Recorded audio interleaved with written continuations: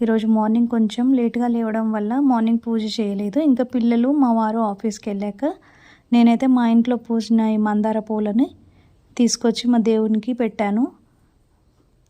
ఈరోజు ట్యూస్డే కాబట్టి నేను ఈరోజు కామాక్షి దీపం కూడా పెట్టుకున్నాను. అమ్మవారికి అయితే ఇలా సింపుల్గానే పూజ చేసుకున్నాను. ఈరోజైతే ఏ పువ్వు కూడా కొనలేదండి. ఇవన్నీ చెట్ల నుంచి తీసుకొని వచ్చిన పూలేనండి. మందార పూలు అయితే నేను నిన్ననే తీసి పెట్టాను.